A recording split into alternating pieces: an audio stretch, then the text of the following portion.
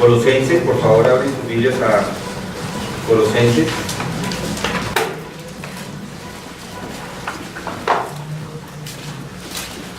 Ahí está. Ahí está. Sí parece que sí. No, ¿verdad?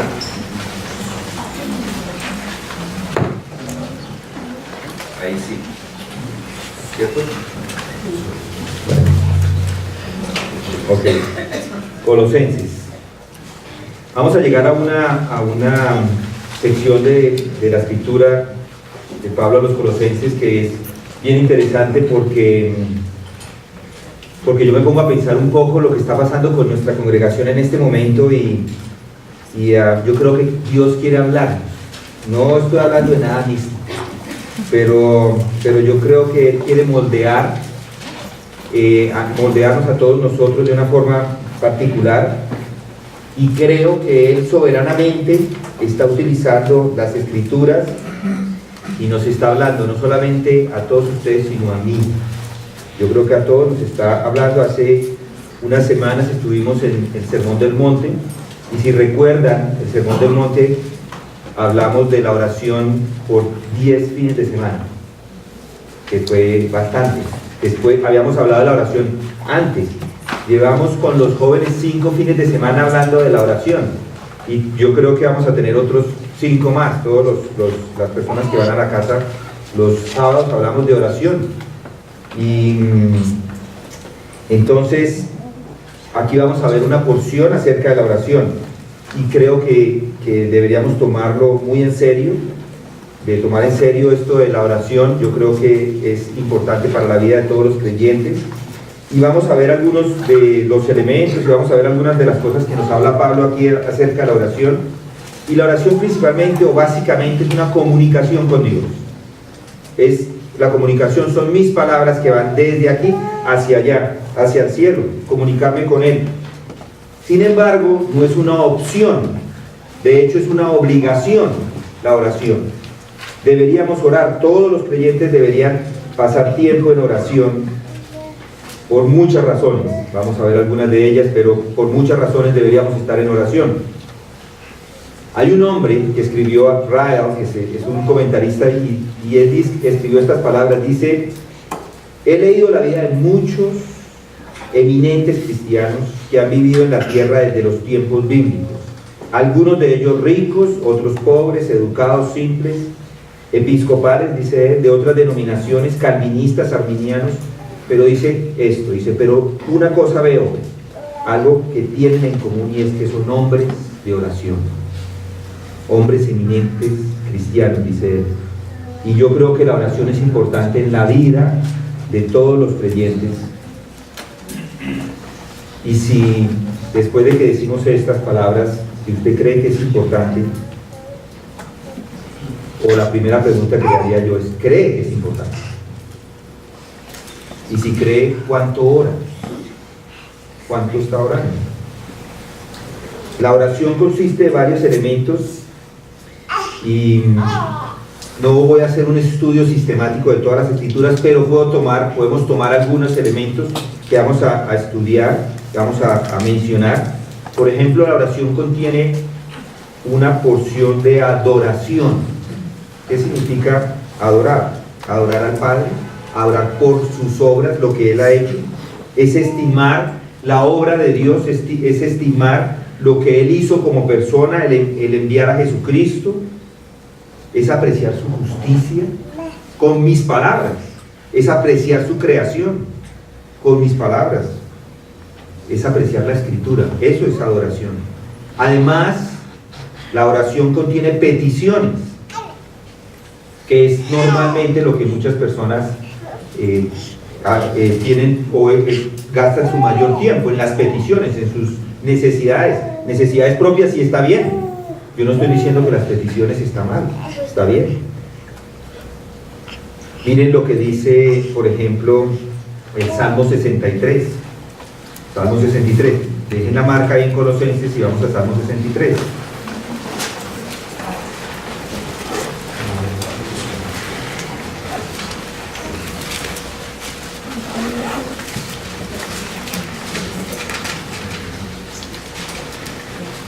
¿Qué petición está haciendo aquí el salmista?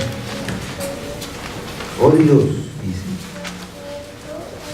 tú eres mi Dios, te buscaré con afán, mi alma tiene sed de ti, mi carne te anhela, cual tierra seca y árida donde no hay agua. Así que te contemplaba en el santuario para ver tu poder y tu gloria. Porque tu misericordia es mejor que la vida, mis labios te alabarán, así te bendeciré mientras viva. En tu nombre alzaré mis manos, como médula y grosura estará saciada mi alma, y con labios jubilosos te alaba mi boca. Él está alabando al Señor, está agradeciendo y dice, cuando en mi lecho me acuerdo de ti, en ti medito durante las vigilias de la noche, porque tú has sido mi socorro y a la sombra de tus alas canto gozoso. A ti se aferra mi alma, tu diestra me sostiene. Y así encontramos uno y otro salmo hablando, haciendo peticiones al Señor, haciendo adoración al Señor o haciendo confesiones. Si recuerdan el Salmo 51, antes de ir al Salmo 51, miren el Salmo 64, antes de movernos de ahí, dice, escucha mi voz, oh Dios, en mi queja, guarda mi vida del terror del enemigo. Es una petición clara, escúchame Dios. Y luego ahora sí vayamos a la confesión. ¿Recuerdan la confesión del 51? Salmo 51. Dice, ten piedad de mí, oh Dios, conforme a tu misericordia. ¿Por qué está pidiendo el salmista que se tenga piedad? Porque ha pecado. Él ha pecado y le está pidiendo a él perdón. Conforme a lo inmenso de tu compasión, borra mis transgresiones, lávame por completo de mi maldad y límpiame de mi pecado. Está confesando su pecado. Además de confesar el pecado, la confesión también es reconocer quién es Dios. Es estar de acuerdo con lo que Dios dice acerca de todo. Eso es confesar, reconocer la gloria de Dios, confesar a Cristo. Es una confesión, confesar que Él es el Señor, que es su Señor. Confesamos la fe, por ejemplo. Confesamos los pecados. Primera de Juan 1:9 dice, si confesamos nuestros pecados, Él es fiel y justo para perdonarnos los pecados y para limpiarnos de toda maldad. Esto es la confesión. Adicionalmente a la adoración, a las peticiones, a las confesiones, la oración tiene intercesiones. ¿Qué quiere decir intercesión? Es pedir por otra persona. ¿Recuerdan a Abraham en Génesis 18? Vamos a Génesis 18 rápidamente, Génesis 18. Él está pidiendo allí a Dios, está intercediéndole a Dios. Abraham intercede por dos ciudades, Sodoma y Gomorra. Estaba pasando, Abraham se acerca a Dios y le dice, ¿en verdad destruirás al justo con el impío? Dice en el versículo 23.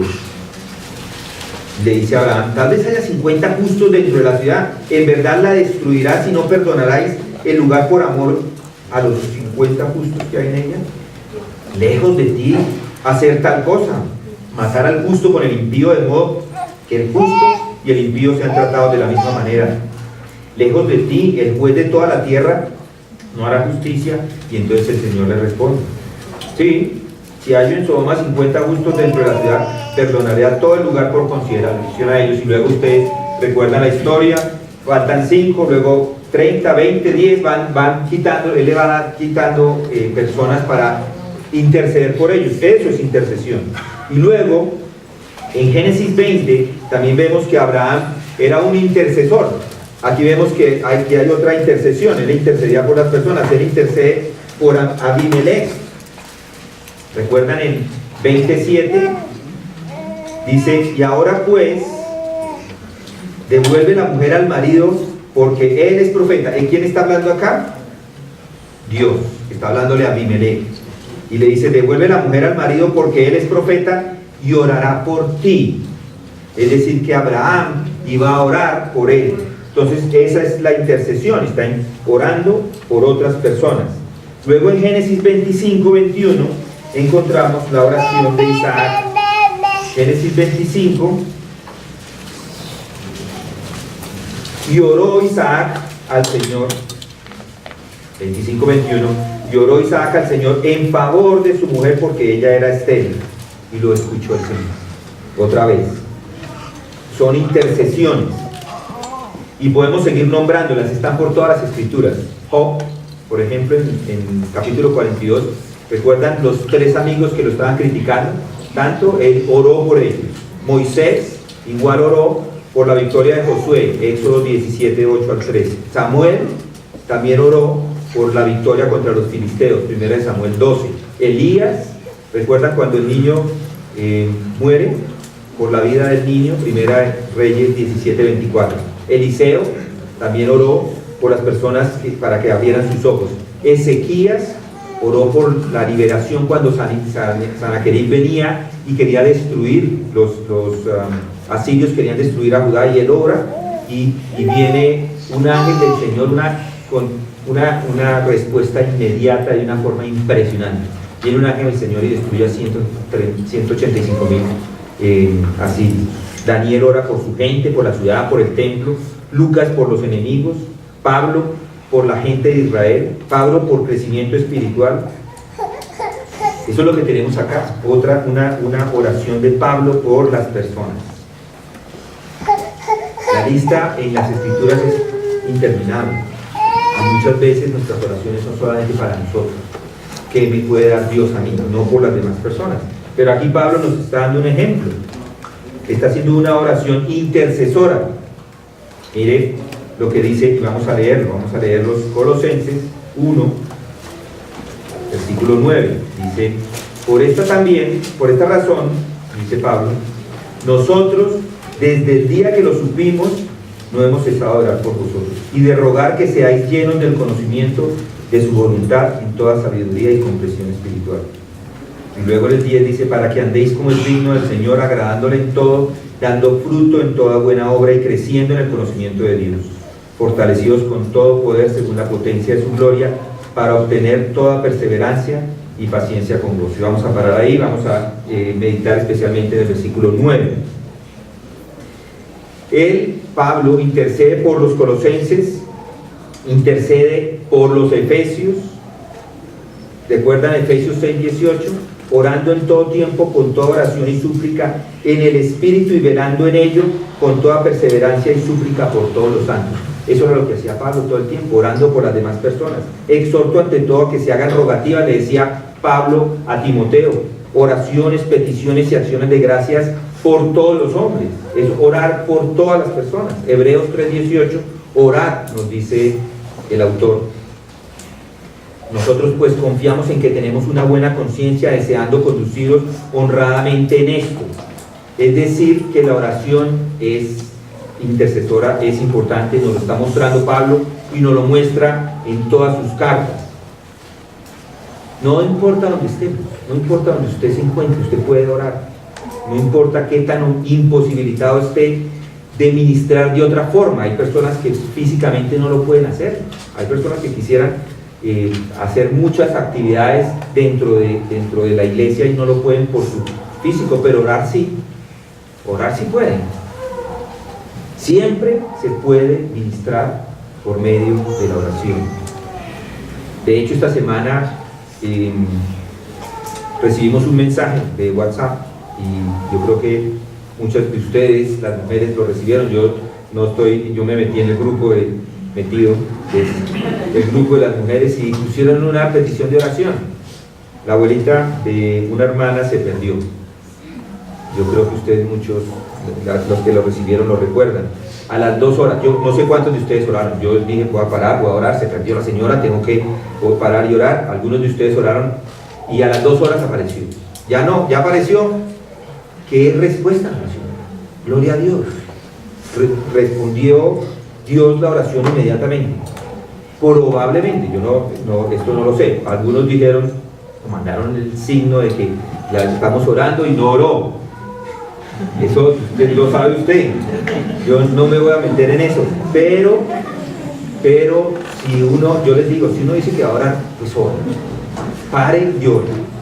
Porque es Dios escuchándolo y si yo digo que voy a orar y no oro, entonces estoy mintiendo. Pero entonces uno dice, ok, vamos a orar, vamos a parar cualquier cosa que esté haciendo, déjenlo a un lado y ore, interceda por esa persona si hay una necesidad. Lo mismo puede hacer en cualquier otro momento, no tienen que esperar a tener una petición de ese tamaño. Apenas recuerde algo de alguien, pues hay que orar. Recuerdo un hombre que a mí me impresionó mucho, no lo conocía, lo conocí en Los Ángeles cuando lo invitaron a una conferencia, a dar una conferencia. El nombre de él es Paul Washer, y yo estaba, por la misericordia de Dios, estaba en la posición donde tenía que contactarme con el hombre y hablar con él, con el hermano en diferentes tiempos mientras él alistaba su viaje.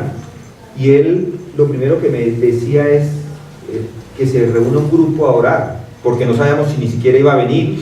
Entonces que alguien, que oren las personas por si es posible que él venga. Y todas las veces que hablé con él, esa era su petición, que oráramos para que las cosas se dieran, que se dieran en su iglesia, que se dieran en nuestra congregación, en todo, que todas las cosas se aparejaran.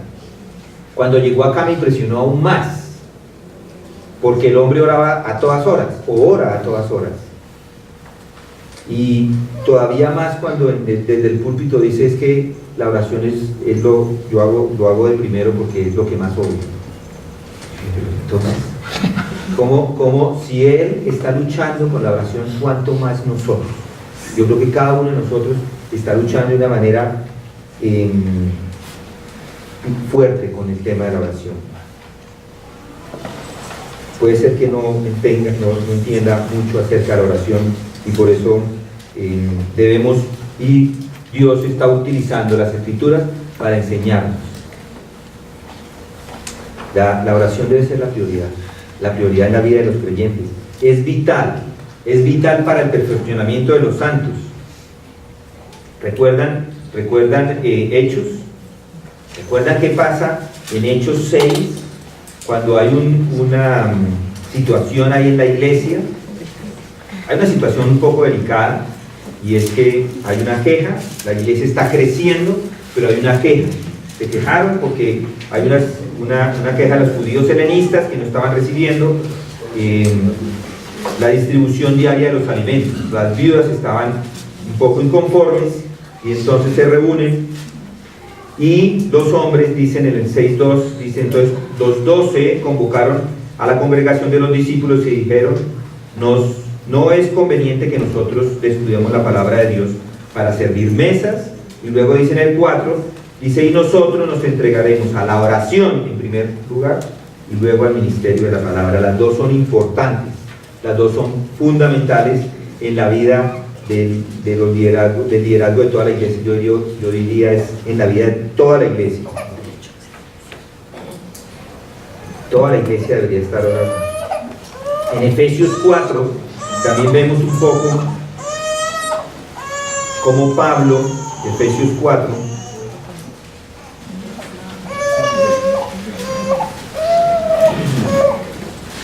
Efesios 4 nos muestra un poco la labor que deben tener los líderes en la iglesia. Dice en el versículo 11, dice: y dio a algunos el ser apóstoles, a otros profetas, a otros evangelistas, a otros pastores y maestros, a fin de capacitar a los santos para la obra del ministerio, para la edificación del cuerpo de Cristo.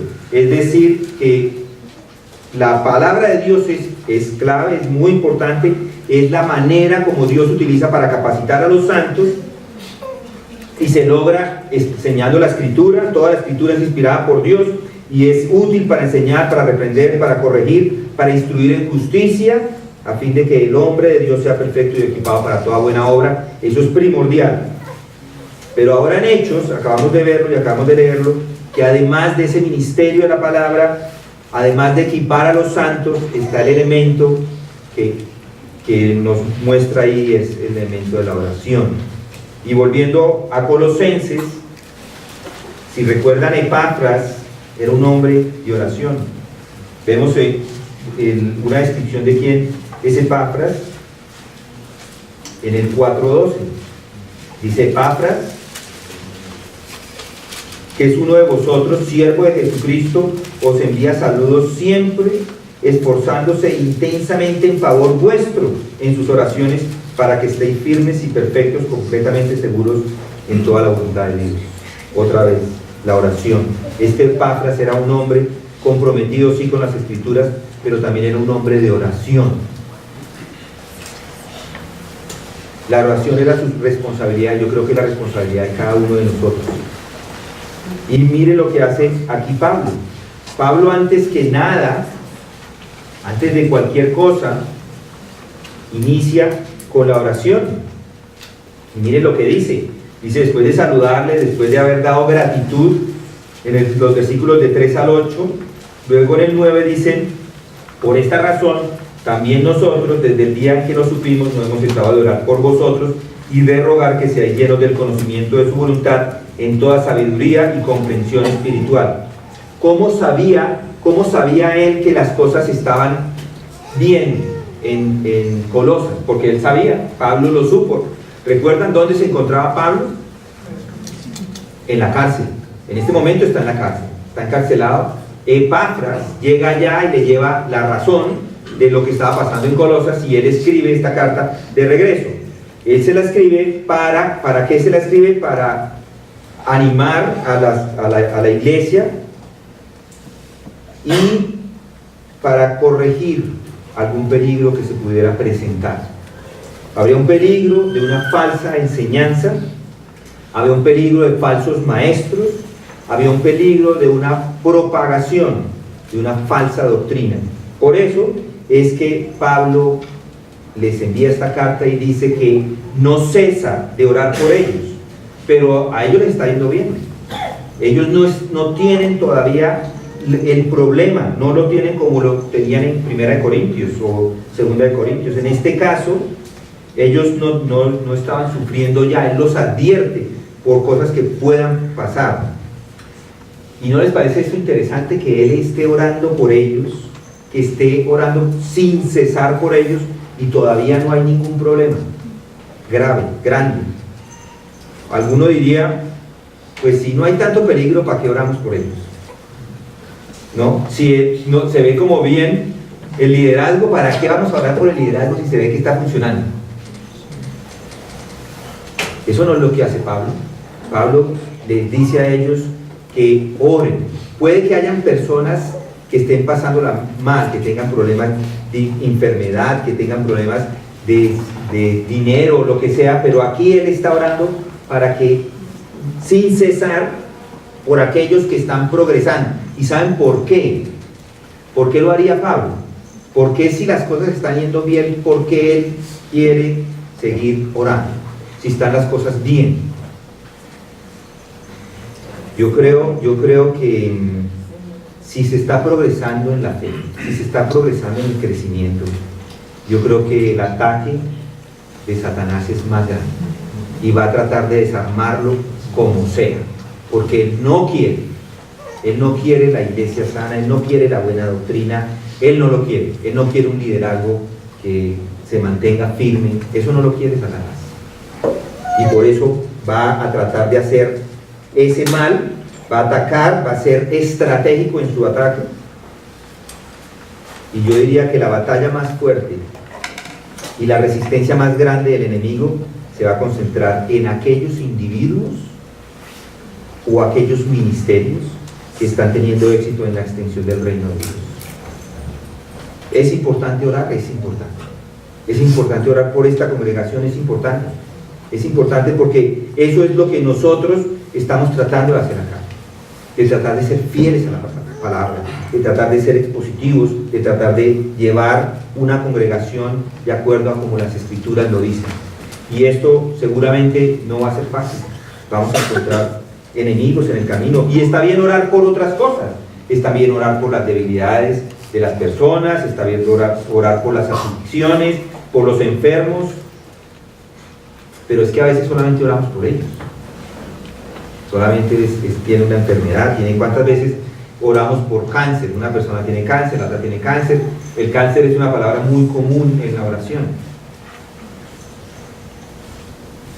¿Sí o no? Sí, así es. Estas son las peticiones más comunes en casi cualquier reunión de oración. Gertrudis tiene un dolor en un pie, a Fabricio le falta dinero, a Jaime no tiene trabajo, Eugenia se está divorciando, Milton tiene diabetes, etcétera, etcétera. Traté de encontrar nombres que no tienen. No que no, pero no solo eso, esa es la idea. Pablo dice ahí, dice, no ceso, dice, pero no hemos cesado de orar por vosotros, no ceso, no que no duerma, porque podría uno decir, este Pablo no dormía, 24 horas estaba orando.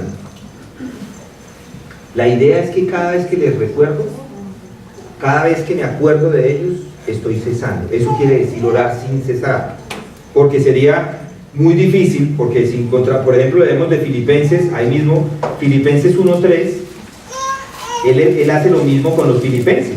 Dice, doy gracias a Dios,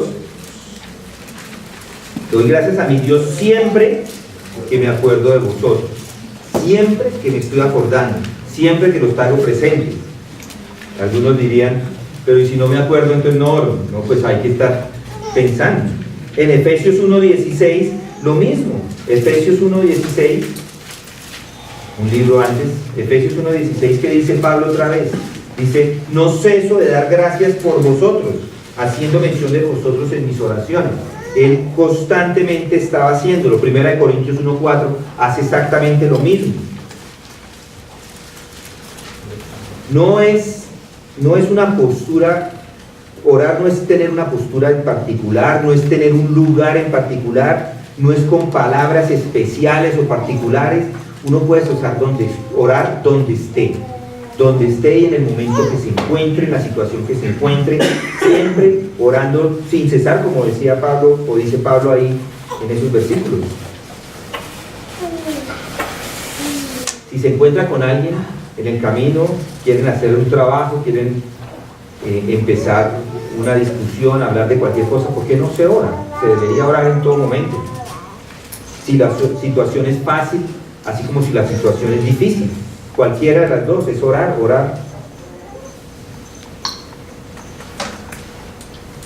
Si oramos a todo momento, deberíamos orar como el que respira. Uno respira, inhala y exhala, todo el tiempo está con ese pensamiento sin cesar en la oración. Y lo que debe mantener la mente de todos los creyentes en la oración debe ser lo mismo que tiene Pablo acá. Miren lo que dice en el versículo 9, por esta razón también nosotros desde el día que lo supimos no hemos cesado de orar por vosotros y de rogar que seáis llenos del conocimiento de su voluntad. Esa es su oración. Pablo estaba orando por todos los santos. ¿Recuerdan que son santos? Miren el versículo 4. Y el amor que tenéis por todos los santos. Estos son creyentes, los que estaban aquí. Él está intercediendo por los demás, por las necesidades de los demás. Cada vez que se acordaba, oraba por ellos. Y la pregunta que nos debemos hacer siempre es: ¿cuánto oramos por los demás? Oramos por los que sufren, oramos por las necesidades de otros, oramos porque no hay necesidad, oramos porque el Señor edifique esta iglesia, porque haga el progreso, porque envíe hombres que sean líderes. Ahora, el contenido de su oración, miren lo que dice: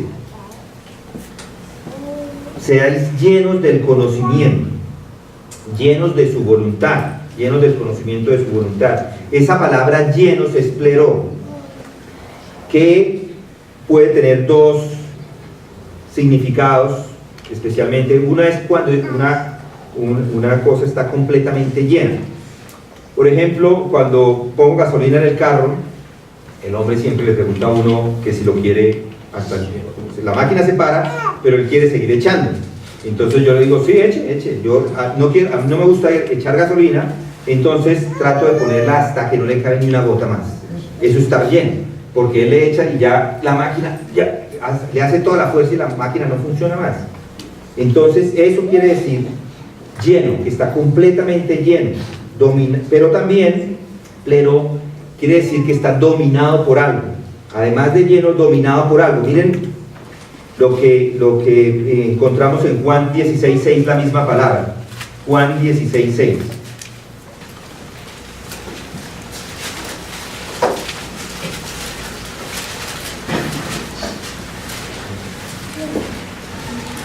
Otra vez, 16:6 dice: mas porque he dicho estas cosas, la tristeza ha llenado vuestro corazón. Ese pleró otra vez ahí, y esa tristeza, es un sentimiento. Aquí está dominando ese sentimiento a la persona. También Lucas 5:26. Lucas 5:26. Otra vez encontramos en Lucas 5:26. Dice: y el asombro se apoderó de todos y glorificaban a Dios y se llenaron de temor. Otra vez, se llenan de algo, se llenan de temor, se llenan de asombro. Lucas 6:11, se llenan de ira. Entonces, en Hechos 4:31, están llenos de ¿qué? 4:31. Después que oraron, el lugar donde todos estaban reunidos tembló y todos fueron llenos del Espíritu Santo. Entonces la idea es estar dominados por algo. Entonces cuando regresamos aquí a Colosenses y dice que sean llenos del conocimiento, es que el conocimiento lo domine, así como en otros lugares la alegría domina, la tristeza domina, la ira domina, el temor domina, o el asombro, o el mismo Espíritu Santo. Aquí la idea es que seamos llenos, o lo que le está orando Pablo a los colosenses es que sean llenos del conocimiento de la voluntad de Dios. ¿Para qué? Ahí dice en el 10, para que andéis como es digno del Señor. Ese es el propósito, para que puedan andar. ¿Pero qué quiere decir esto de conocimiento? El conocimiento de su voluntad. De hecho es lo que es indispensable para las personas, para todos los cristianos, para saber cómo vivir. ¿Cómo sabemos cómo vivir si no conocemos a Dios? Las Escrituras todo el tiempo, por todas partes, nos están haciendo un énfasis en conocerlo. Conocerle. Ese es el fundamento de la conducta de todas las personas. Todo inicia en el conocimiento de Dios. Tanto como individuos como iglesia, debemos conocer al Señor. Es imposible sustituir el conocimiento de Dios. Debemos aprender acerca de Él. ¿Por qué? Porque si quitamos el conocimiento de Dios, ¿qué pasa? Si quitamos el conocimiento de Dios dentro de la enseñanza, dentro del púlpito, dentro de la iglesia, podemos caer en un error, por ejemplo, en una conducta mística. Importan los sentimientos, las personas empiezan a ver sueños, voces internas, fantasías, sensaciones, todo relacionado a las emociones, todo se relaciona a la experiencia personal de una persona, y eso se vuelve el estándar, eso se vuelve lo que hay que seguir. Es decir, que la verdad se vuelve la experiencia, pero la experiencia es subjetiva y nunca podemos exaltar a la experiencia por encima de la Escritura.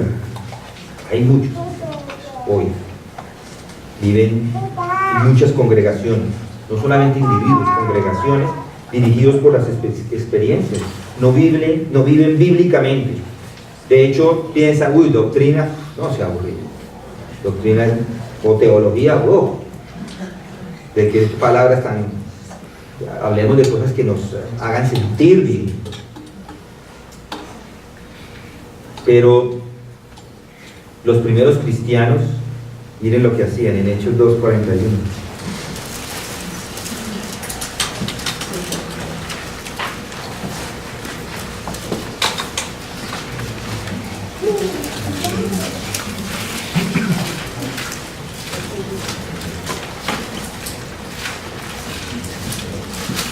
Miren lo que hacían. Entonces Los que habían recibido la palabra fueron bautizados y se añadieron aquel día como 3.000 almas. Estaba llena, la congregación estaba full. Y mire lo que dice, y se dedicaban continuamente a las enseñanzas de los apóstoles, a la comunión y al partimiento de pan y la oración. Eso era lo que hacían. Esa es la práctica, perseverar en el conocimiento. Si no conoce algo hay que seguir trabajando, seguir trabajando. Si el nivel de conocimiento llega hasta acá, pues trabaje más para que aumente. Que si no se hace así, caemos en una congregación mística. El segundo peligro es caer en una práctica ritualista. Entonces, aquí hacemos las cosas así, no estamos estudiando, pero aquí hacemos es de como toda la vida lo hemos hecho, como yo toda la vida las he hecho. Se traducen el conocimiento por ceremonias o por religiosidad, por legalismo. Empieza uno a cambiar el conocimiento por prácticas, y ambos están mal, tanto la práctica ritualista como la mística. Ambos están mal, ambos muy mal, y Pablo los corrige. Miren lo que dice Romanos 10:2. Romanos 10:2.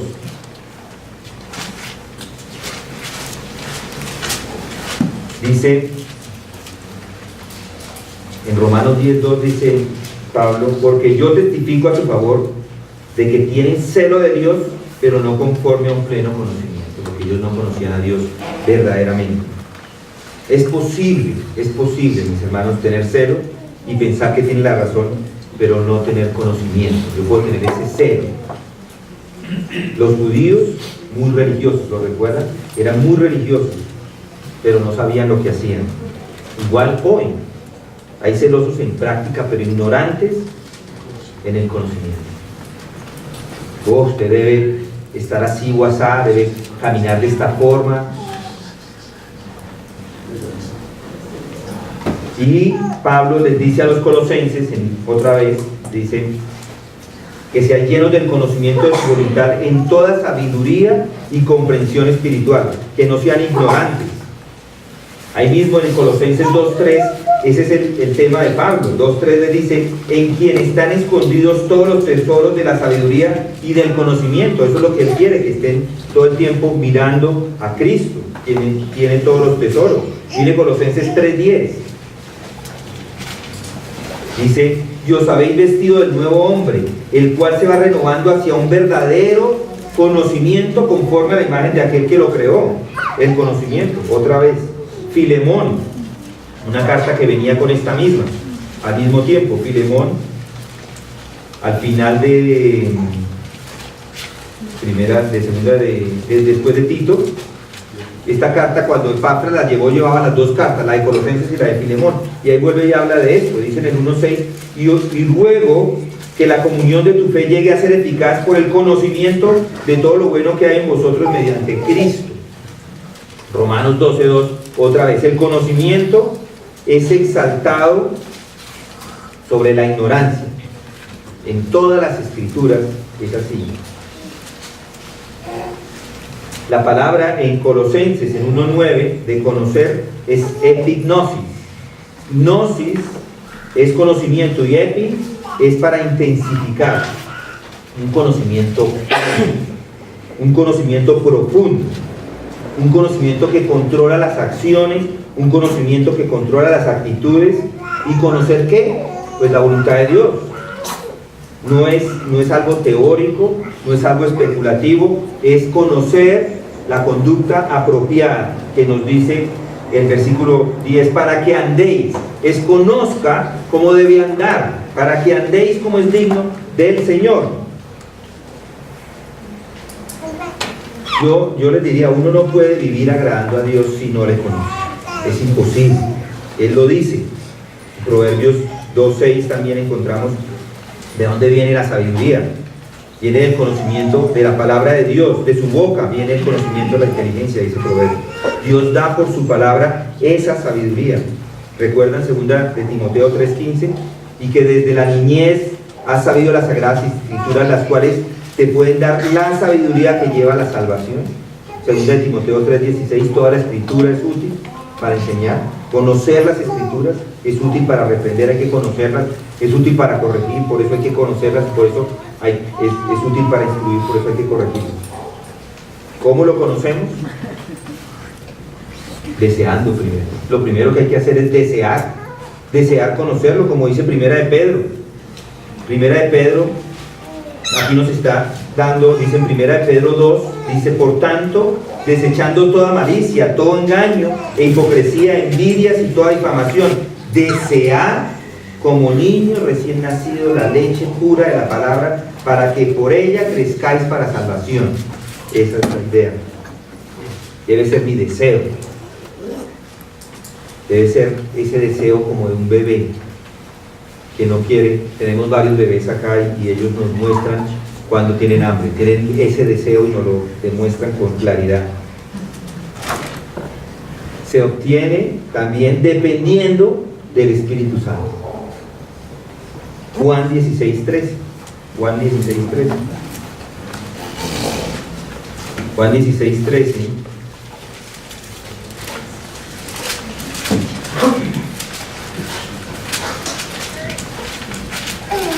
Pero cuando Él, el Espíritu de verdad, venga, os guiará en toda verdad, porque no hablará por su propia cuenta, sino que hablará todo lo que oiga y os hará saber lo que haga venir. Esa es la idea. Entonces, deseando, dependiendo del Espíritu Santo y estudiando la palabra, segunda de Timoteo 3:17, a fin de que todo hombre sea perfecto. Si no conocen las verdades de Dios es porque no lo desean. Así es. O porque no dependen del Espíritu Santo, o simplemente porque no estudian. Puede ser cualquiera de ellos, porque la voluntad de Dios no está escondida. La voluntad de Dios se puede conocer. ¿Y qué sucede cuando le conocen? Colosenses 1:10, cuando usted la conoce, entonces dice, para que andéis. Entonces anda como es digno de toda sabiduría e inteligencia. Tu conducta cambia. Sabiduría es un poco amplio, pero quiere decir que está capacitado o le da esa capacidad para extraer principios bíblicos. Eso es lo que da la sabiduría.